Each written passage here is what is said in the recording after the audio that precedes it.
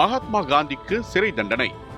1922 March 18 அன்று இந்திய சுதந்திர போராட்டத்தின் முக்கிய தலைவரான மகாத்மா காந்தி அவர்களுக்கு பிரிட்டிஷ் அரசு 6 ஆண்டுகள் சிறை தண்டனை வழங்கியது.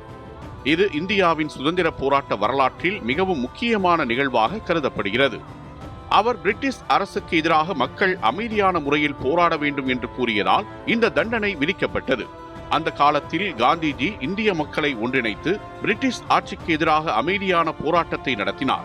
இதை நான் கோஆபரேஷன் மூவ்மெண்ட் என்று அழைத்தனர்.